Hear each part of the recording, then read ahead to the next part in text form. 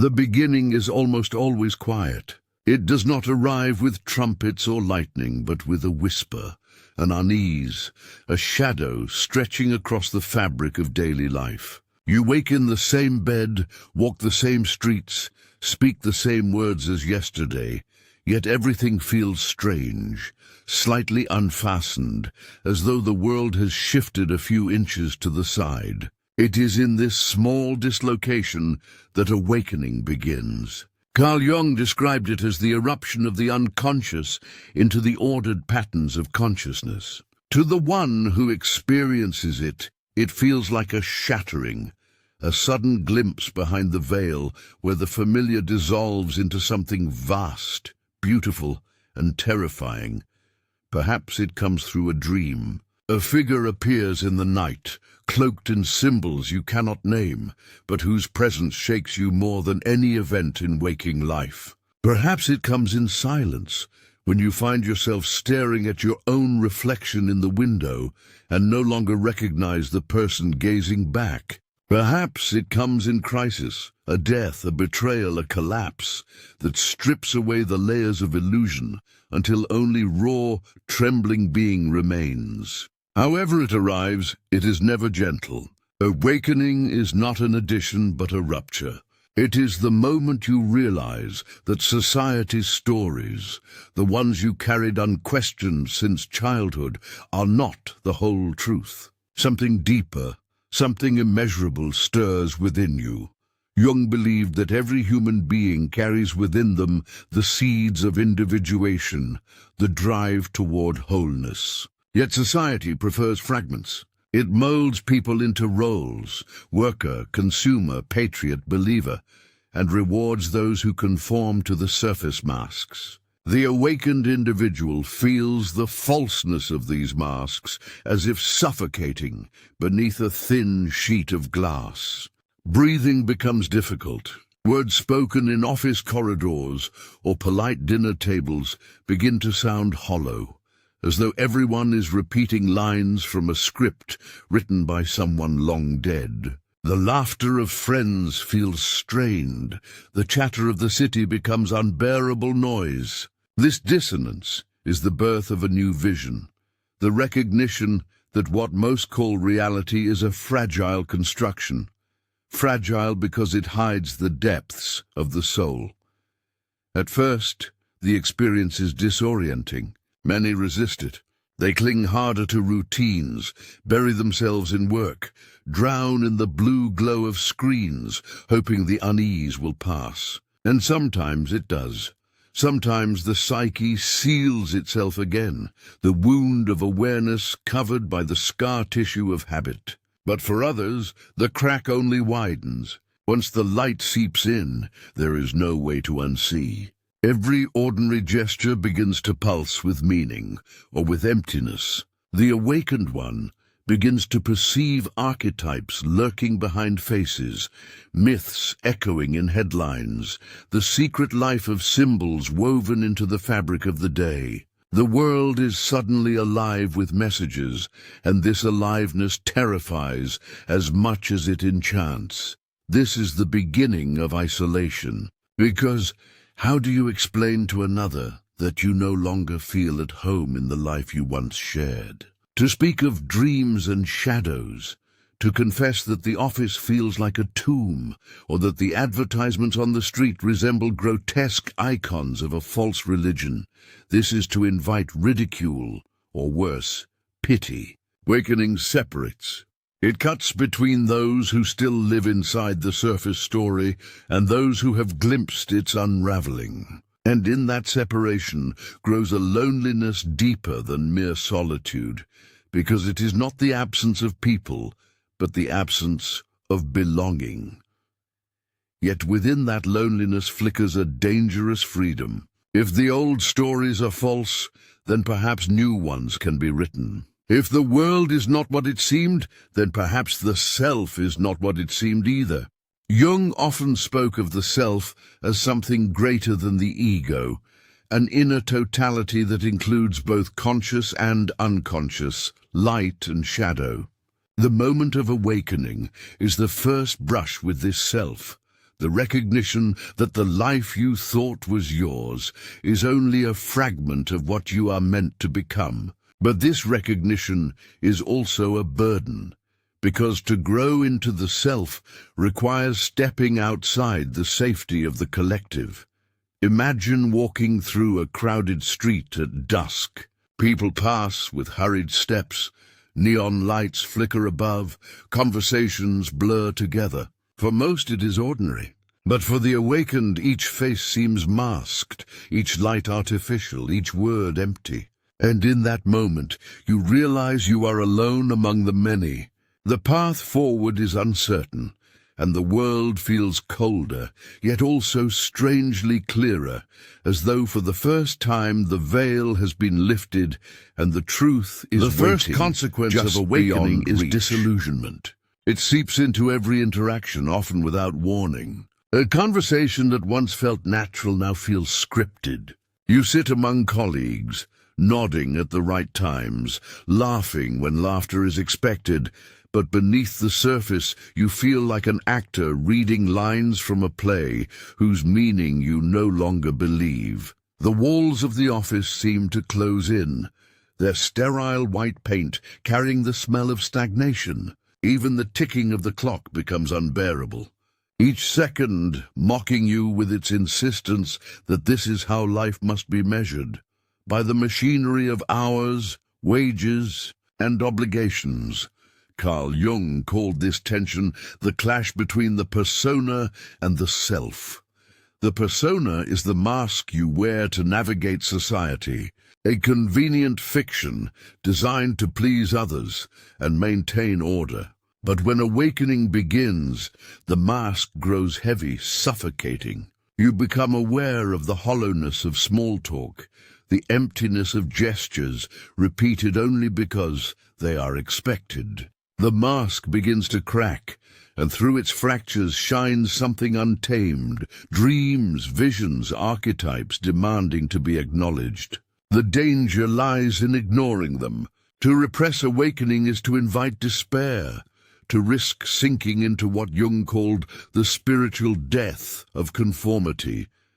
It is in this state of fracture that dreams take on new weight. Night after night, images arrive with startling clarity. A child walks alone through a forest carrying a lantern. A serpent coils around the roots of a tree, its eyes glowing like embers. An old woman whispers words you cannot understand, yet you wake with tears on your face. These are not random inventions of the mind, but messages from the unconscious, fragments of the deeper story of your soul. Jung warned that such images are not to be dismissed. They are guideposts, dangerous and sacred, leading you toward the self, yet they are also destabilizing. You wake to the morning routine, coffee, train, desk, and the images clash violently with the gray monotony around you. Which world is real? The fluorescent hum of the office, or the lantern in the forest? The tension becomes unbearable.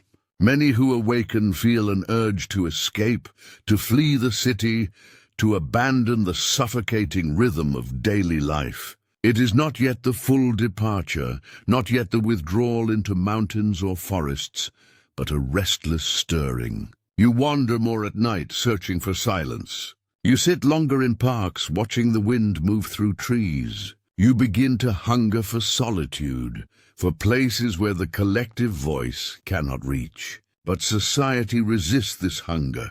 Bills arrive in the mail. Deadlines loom. Friends wonder why you are distant, why your laughter has grown thin. Every step away from the collective threatens to tear the fabric of your life. Jung believed this was the threshold of individuation, the point where the individual must choose whether to obey the call of the soul or retreat back into the safety of the mask. Few make the leap. The price of awakening is high, alienation, uncertainty, sometimes madness. But those who continue forward begin to sense the outlines of a greater pattern. They realize that their suffering is not meaningless but necessary, the fire through which the false self is burned away. In ancient traditions, such trials were framed as initiation, the tearing apart of the old self so the new one could emerge. Today, in a world of machines and schedules, the initiation is silent, invisible, yet no less real. There are moments of grace even in the struggle. A night when the stars seem impossibly near, as though the heavens lean close to listen. A walk through rain where every drop feels like a baptism. A sudden burst of music that pierces straight through the chest, reminding you of something vast and eternal that society has forgotten. These moments keep the seeker alive. They are glimpses of the self, fragments of the wholeness that waits on the other side of the fracture. But the path is not yet stable. The awakened one still walks with trembling steps, caught between two worlds. They are too awake to return to sleep, yet not strong enough to live fully in the light. And so they hover on the threshold, torn, restless, searching. This is where chapter 1 leaves us, in the fragile dawn of awareness, when the world has grown unfamiliar and the journey has only just begun. Awakening is rarely a single moment. It unfolds like a storm. First there is the silence before, the uneasy stillness where something feels wrong but remains unnamed. Then the winds rise. Life begins to shatter in subtle ways. Old routines collapse, relationships strain, and what once seemed secure begins to slip like sand through trembling fingers. This storm does not come from outside. It is born within, stirred by forces long buried. Jung believed the unconscious contains everything society teaches us to deny: fears, desires, instincts, truths too powerful for polite conversation. When the walls of repression weaken, these forces surge upward, flooding consciousness with images and feelings that cannot be ignored. At first, the awakened individual feels attacked by their own mind. Nightmares intensify, showing violence or beauty too overwhelming to dismiss. A simple encounter in the street, a stranger's glance, a fragment of overheard conversation, feels charged with meaning, as though reality itself is speaking in riddles. The psyche begins to dissolve its boundaries, and the world becomes alive with signs. This is exhilarating, but it is also dangerous. Without grounding, one risks being swept into what Jung called inflation, the illusion that awakening makes one omniscient, chosen, or superior. Many seekers fall here, mistaking the first taste of depth for the whole of truth. The genuine path of individuation is harder, lonelier, and far more humble. Jung often emphasized that true awakening demands integration, not escape. It requires facing the shadow, the hidden aspects of the self that contradict the image we present to others. For someone raised to be kind, the shadow may reveal cruelty. For someone taught to be rational, the shadow may reveal irrational hunger. For someone told to always obey, the shadow may reveal rebellion. To meet the shadow is to be undone, because it forces you to see that you are not only what society asked you to be, but also what it forbade you to become. This confrontation with the shadow is one of the most painful stages. It brings shame, anger, confusion. You begin to see patterns in your life, how every friendship, every love, every choice was shaped by something hidden beneath awareness. The shadow whispers, and you realize it has guided you all along. Some turn away in fear, retreating into distraction or denial. But those who endure this confrontation emerge with new strength. They realize that wholeness is not perfection, but integration, a marriage of opposites. The awakened individual does not destroy the shadow, but acknowledges it, gives it a place, and in doing so becomes more complete. Society has little patience for this struggle. It rewards those who wear their masks seamlessly, who suppress their contradictions and present a polished surface. But the awakened one no longer can. Their cracks show. Their words carry a weight that makes others uncomfortable. Conversations drift into silence when they speak too honestly, for truth is often unwelcome at tables built on pretense. The loneliness deepens, yet within it grows an authenticity that cannot be faked. Every act becomes more deliberate. Every choice carries the question, does this serve the soul or only the mask? In this stage, the individual begins to sense the outline of a new self. It is not yet fully formed, not yet stable, but it glimmers at the edge of awareness. The self, in Jung's terms, is the totality of all that one is, both known and unknown. Its presence is felt like a distant fire, a warmth drawing you forward. You cannot yet reach it, but you know it exists, and this knowledge makes ordinary life feel unbearably small. The office desk, the endless advertisements, the scripted rituals of small talk, they feel like a cage built around a flame that longs to expand. And so the storm continues. The winds grow stronger. The structures of the old self begin to crack under pressure. There are days of despair when you feel like losing everything. There are nights of ecstasy, when a vision or a dream fills you with awe so profound it makes you weep. This volatility is not a mistake. It is the necessary turbulence of transformation. Jung compared it to alchemy, the burning, dissolving, and recombining of elements until something entirely new is forged. The first chapter of awakening ends not with peace but with this fire, this restless and consuming demand that life must change. The storm has begun, and it will not be stopped. The storm reaches its height when the world itself begins to fracture. The awakened individual walks through the same streets as before, yet nothing looks the same. Buildings that once seemed permanent now feel brittle, their glass and steel facades resembling fragile shells over emptiness. Voices in the marketplace echo like hollow drums. The air carries a strange heaviness, as if reality itself is thinner, stretched taut, trembling on the verge of collapse. This is not madness, though it may feel like it. It is perception sharpening, the veil lifting, the realization that much of what society calls real is little more than consensus illusion. Carl Jung described this as the overwhelming flood of the unconscious. When archetypal images burst into waking life, symbols become alive. The crosswalk sign no longer appears merely as a figure in motion, but as a mythic messenger, a reminder of the eternal traveler. The sound of a train thundering through the station is no longer mechanical noise, but the roar of destiny itself. The psyche projects its inner fire onto the world, and the world, in turn, becomes charged with unbearable meaning. To live through this stage is to wander between dream and waking, never fully at home in either. It is at this point that fear sharpens its claws. Friends and family notice the change. You're distant, they say, or you're not yourself.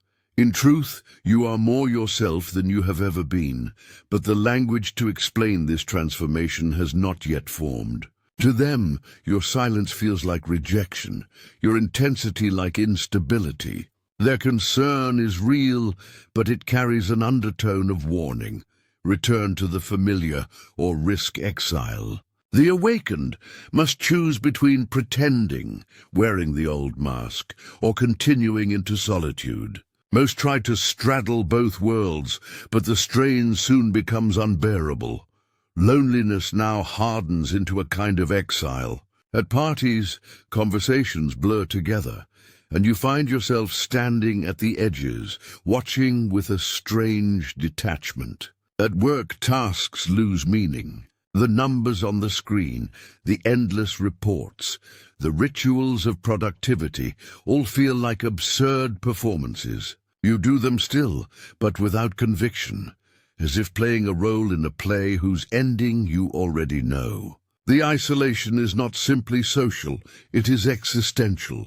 You feel as though you have stepped outside of time. watching the collective march in circles while you stand still, haunted by a deeper rhythm beating beneath. And yet, within this exile, something awakens that no collective can give. In the silence after a day of disconnection, you feel a presence, distant, vast, but intimate. Jung called this the call of the self, the first true whisper of wholeness. It arrives not as a command, but as a subtle pull, an invitation to step further into the unknown. You cannot see where it leads, only that it leads away from the false safety of the familiar.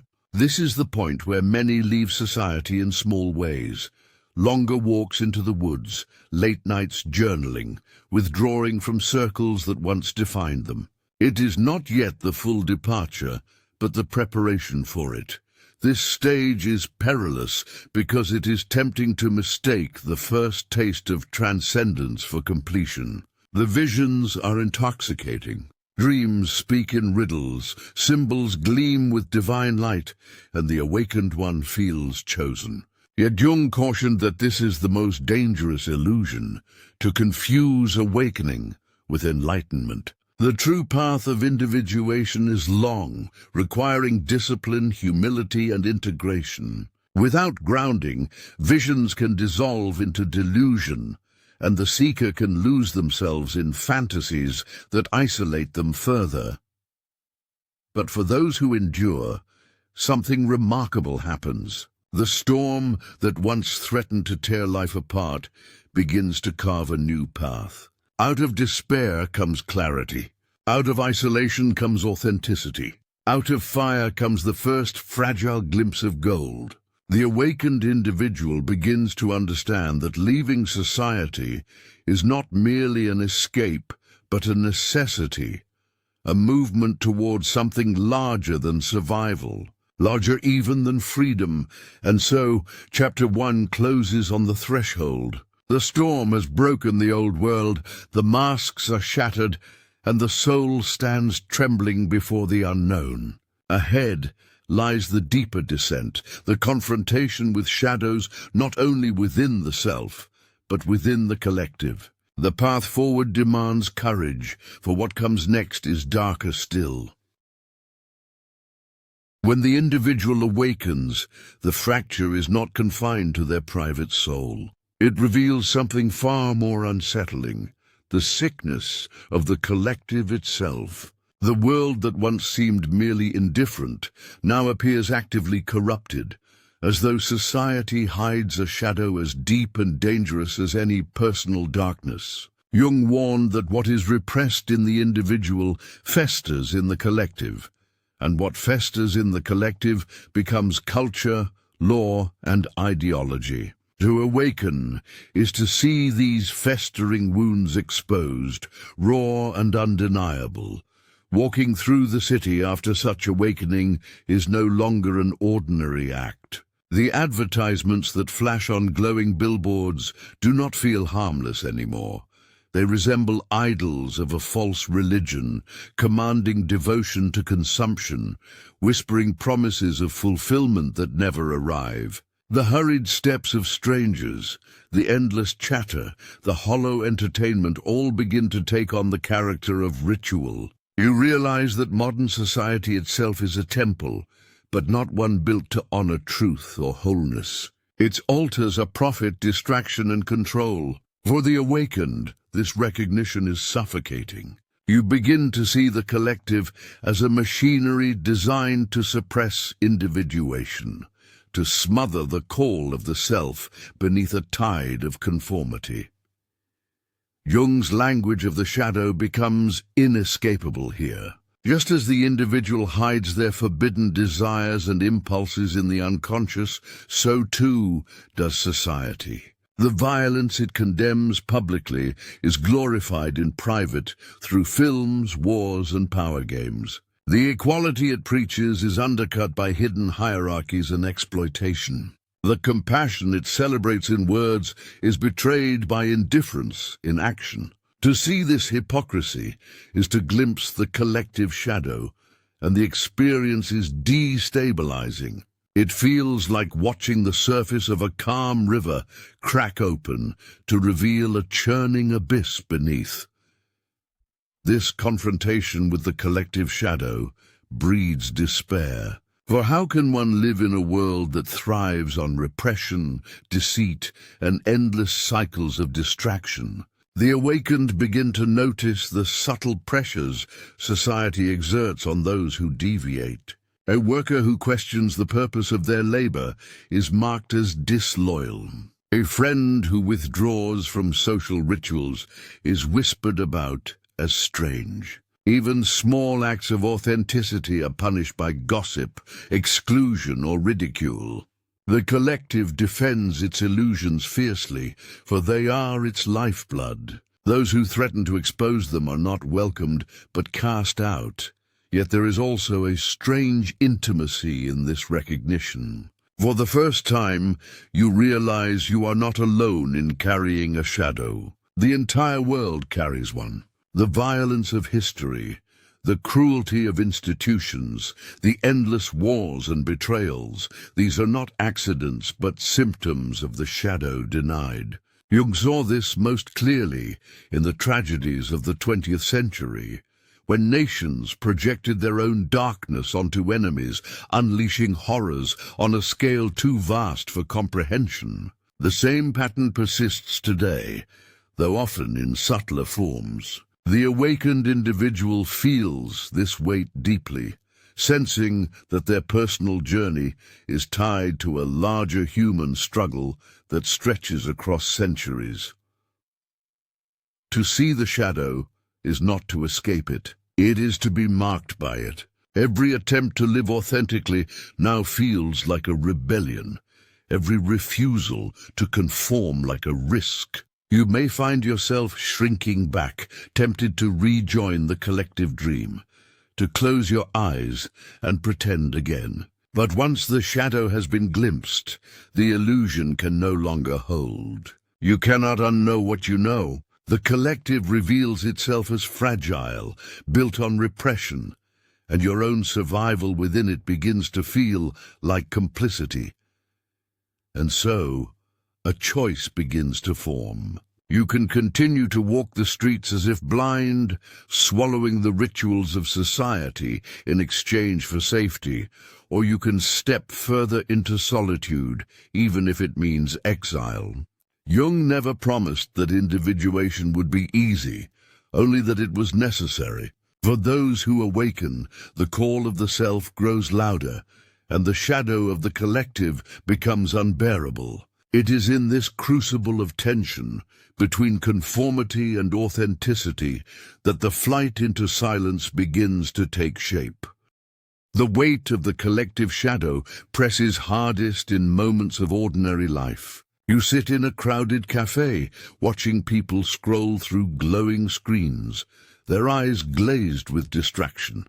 Their fingers move in restless rhythms, tapping and swiping, but their souls remain untouched. Conversations rise and fall, filled with gossip, complaints, and rehearsed laughter. At first glance, it all seems harmless, but to the awakened eye, it feels like a performance, a grand masquerade where everyone has agreed to wear masks, never daring to ask who they are without them. This is not merely habit, it is survival. Society rewards those who maintain the illusion and punishes those who do not.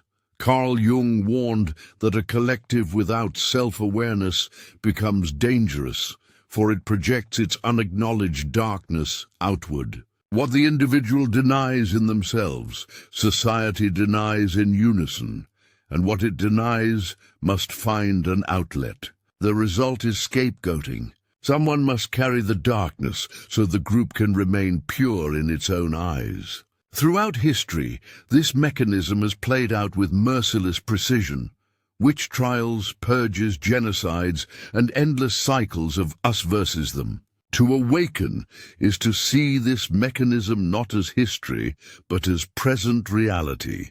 You notice how quickly groups turn on those who differ, how swiftly suspicion grows when someone refuses to follow the script. You recognize the scapegoat in the headlines, the one condemned, so the rest may remain untroubled. And you realize how fragile belonging truly is.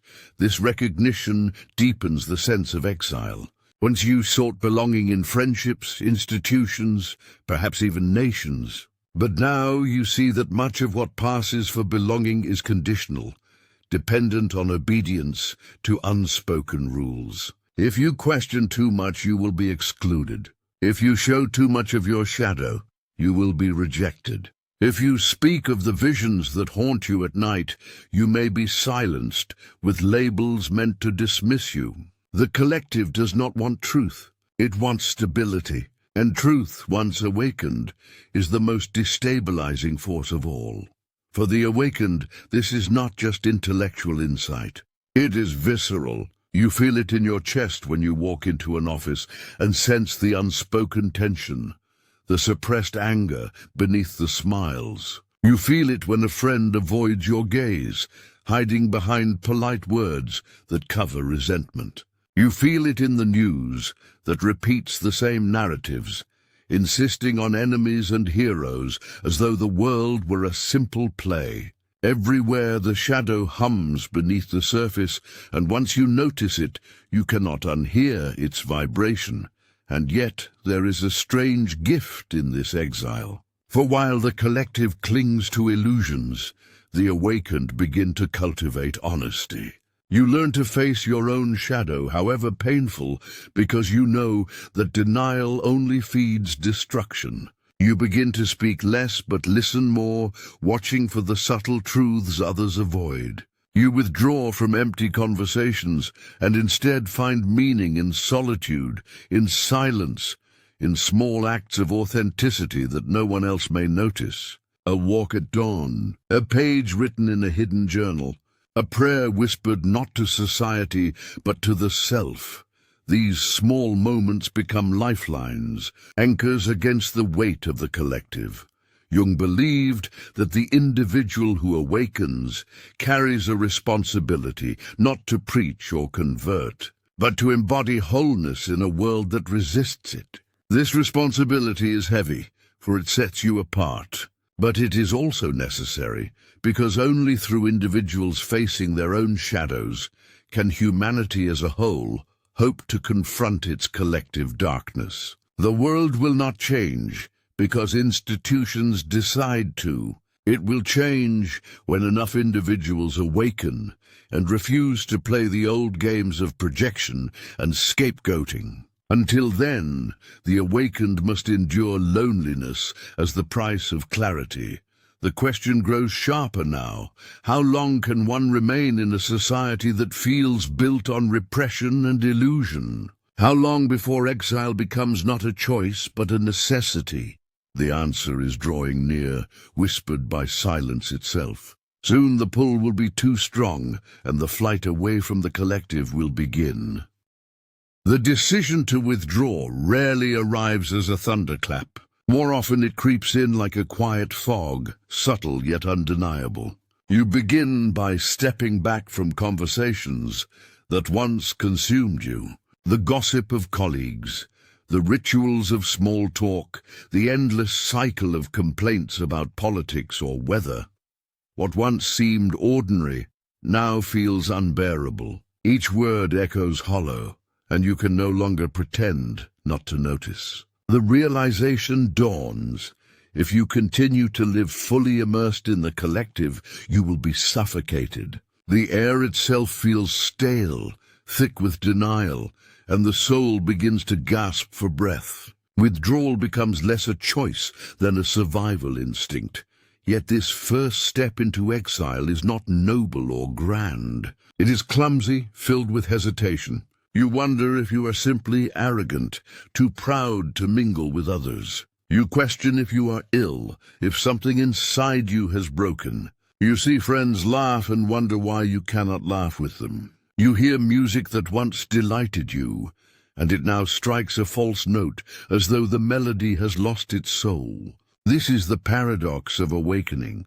What others call normal becomes intolerable, yet leaving it behind feels like treason. The heart trembles between two worlds, unable to belong fully to either. In Jungian language, this is the threshold of individuation, the moment when the self begins to call the ego away from collective patterns toward a deeper, more authentic existence. But the ego resists. It clings to the familiar, to relationships, to roles carefully constructed over years. It begs, do not leave, do not risk, do not exile yourself. And yet the whisper of the self persists, quiet but unyielding. You must go. To remain is to wither. The loneliness of this threshold is profound. You may sit at a table surrounded by friends and feel utterly alone. The laughter becomes a sound from another planet. Their concerns like voices carried by wind from a distant shore. You nod, you smile, you participate, but inside you are elsewhere. The exile has already begun, even before you physically leave. For exile is not merely about geography. It begins in the heart, when the distance between your soul and the collective grows unbridgeable. This stage brings with it an acute vulnerability. Without the collective to mirror your identity, you may feel faceless. Who are you when no longer defined by your role, your group, your culture? The ego, stripped of its familiar anchors, trembles like a child lost in a vast forest. Nightmares may come, dreams of falling, of losing everything, of wandering endless roads with no destination. The psyche warns of what lies ahead, the terrifying freedom of standing alone, and yet, amid the fear, there is also a flicker of relief. For the first time, you sense the possibility of a life not dictated by the crowd. You feel the pull of silence, the allure of solitude, the strange beauty of being unseen. You begin to notice things you overlooked before. The stillness of dawn, the slow rhythm of your own breathing, the way sunlight falls on stone. These simple things, ignored in the rush of collective life, now shimmer with a quiet significance. They remind you that life has depths beyond performance and approval. Jung spoke of the archetype of the wanderer, the one who steps beyond the village walls, not to escape life, but to find its deeper source. To the collective, the wanderer appears lost, even mad. But in truth, the wanderer is searching for a more authentic path, one that leads not outward, but inward. You begin to recognize yourself in this figure. You're no longer content to be merely a participant in the great masquerade. You are called to step into the unknown, to walk the road that cannot be mapped. The exile has not yet reached its full depth, but the horizon is visible. You sense that the road ahead will demand sacrifices greater than you have yet made. Relationships may fall away. Comforts may be stripped. The life you once knew may dissolve into shadows. But within this foreboding lies a strange promise, that through exile you may discover a truth untouched by collective illusion. The self does not call you into wilderness to destroy you, but to remake you. Thus the first movements of departure begin. Quiet, hesitant, but irreversible. The soul has heard its summons, and though fear lingers, the journey cannot be unchosen. The further one drifts from the collective, the more the silence grows. Not the peaceful silence of a quiet room, but the weighty silence of separation. It presses upon you like a vast emptiness, a reminder of what has been left behind. Conversations with old companions begin to falter. Invitations grow scarce. People notice your absence from gatherings and eventually stop asking. You become a shadow in their memory, a name occasionally mentioned, but no longer central. This fading from the social fabric is painful, like watching yourself vanish from a photograph while the others remain vibrant and alive. Yet beneath the ache lies an undeniable recognition. This fading is the very space in which something new may emerge. At first, the mind rebels against this loss. The ego, accustomed to its mirrors in the world, panics in solitude. It longs for recognition, for applause, for even the smallest gesture of belonging. You may find yourself picking up your phone only to realize no message is waiting, or scanning through old conversations that now feel like relics of a past life. The loneliness is sharp, cutting into the heart like cold steel. But this loneliness is also initiation. It is the emptying of the vessel, the clearing of the stage upon which a deeper drama may unfold. In dreams, archetypes stir. Jung often wrote of how the unconscious sends images when the conscious self is in crisis. Exiles frequently dream of deserts, abandoned houses, or endless oceans. These visions reflect the psyche's recognition of the exile's condition, a crossing into barren landscapes where all that is familiar dissolves. Yet hidden within these images are also seeds of renewal. For the desert, though empty, holds treasures beneath the sand. The abandoned house can be rebuilt. The ocean, though terrifying, carries the possibility of new lands. These dreams whisper that exile, while painful, is not mere negation, it is the preparation for transformation.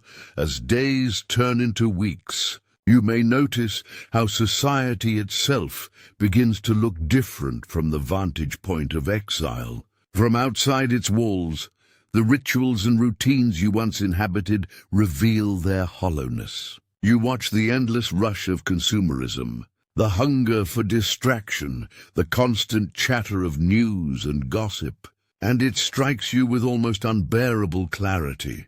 So much of collective life is a diversion from the confrontation with meaning. What people call normal life is, in truth, a carefully maintained denial of the abyss beneath. This recognition does not make you feel superior, but it does deepen your resolve. You see that to return unthinkingly would be to betray your own soul. And yet exile is not free of danger. To linger too long in isolation can unravel the mind. Without companions, without anchors, without the touch of another's voice, a person can lose themselves in fantasies or despair. Jung warned that individuation is not a retreat into solipsism, but a movement toward a more genuine participation in the whole of existence. Thus, the challenge of exile is to remain balanced, far enough from the collective to hear the call of the self, but not so far that the ego collapses into madness. It is a narrow path, like walking along a cliff with winds tearing at your back. There are moments, however, when exile reveals its hidden beauty. In the stillness of solitude, you begin to hear voices that had long been drowned out by the noise of society. The whisper of intuition grows sharper. Forgotten memories surface, carrying insights you had once buried. The rhythms of the natural world, wind in the trees, the slow unfolding of dawn, the quiet dignity of the night sky, begin to speak with a language clearer than any human tongue. You realize that the silence you feared is not emptiness, but fullness, waiting to be perceived. Exile becomes less a punishment than a passage into a new mode of being, and so the wandering deepens. You are no longer who you were, but not yet who you are becoming. The collective has lost its claim upon you, yet the self has not fully revealed its face. This in-between place, this liminal state, is both agony and grace. It strips you, it tests you, it leaves you raw. But in that rawness, the possibility of authenticity glimmers. The exile knows, perhaps dimly, that this path will not end in ruin, but in a strange rebirth.